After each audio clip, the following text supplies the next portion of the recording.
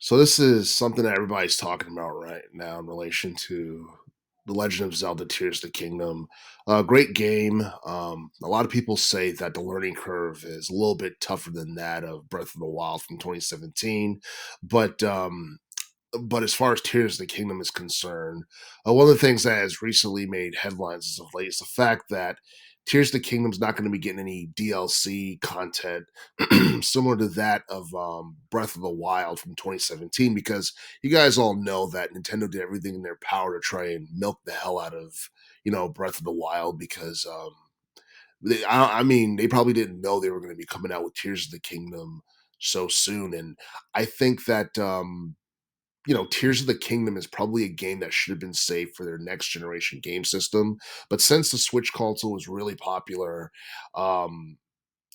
Tears of the Kingdom managed to reach over like 18 million copies in sales, like since its release back in May. Within like the past couple of months or so, I heard it reached over 18 mil within like the first 2 months. But you know, it's something that's not really surprising because the Zelda series right now is more popular than I think it's ever been. It's more popular than it was in the teens, more popular than it was in the 2000s or in the 90s, and a lot of people feel like the stuff that we got in the 90s with like Ocarina of Time, and then you look at the 2000s with Majora's Mask and Twilight Kingdom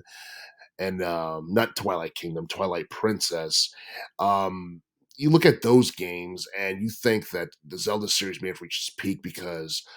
Skyward Sword was a pretty good game, but at the same time, it's not as iconic as other entries in the series. And Breath of the Wild and Tears of the Kingdom, pretty much those games have got gained like tons of mainstream media coverage, and those are games that ended up being way more successful than people had expected. But there's really no need to milk the hell out of Tears of the Kingdom because like there's enough to do in that game as it is. I mean, I think there's over 100, like literally over 130 like side quests in Tears of the Kingdom, and the game itself takes a while to complete, and that's coupled with the added learning curve that's kind of difficult for beginners that's in this game. um yeah, like Tears of the Kingdom not having DLC content is obviously not going to hurt it at all. If anything, I feel like it's something that's going to contribute to the Switch console like sales numbers going upwards, and I feel like more sales is going to take place, especially as we're getting closer to the holiday season where everything's going to be on sale, like in Black Friday, and then you got pre-Christmas sales and all that stuff. But yeah, Nintendo doesn't plan on releasing any DLC content for Zelda Tears of the Kingdom, and why would they? Because, you know, they're coming out with their next gen game console probably sometime in 2024, 2025. There's been rumors that Nintendo's going to be revealing their next generation game system sometime in 2024. And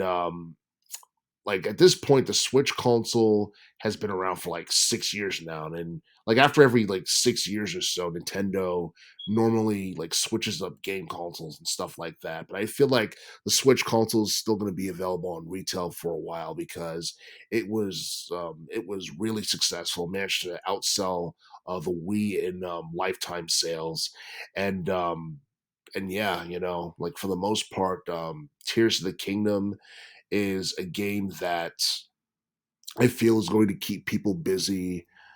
for like the next couple of years or so, especially considering the fact that it just came out. And with this release, I'm pretty sure a lot of people aren't expecting a brand new Zelda game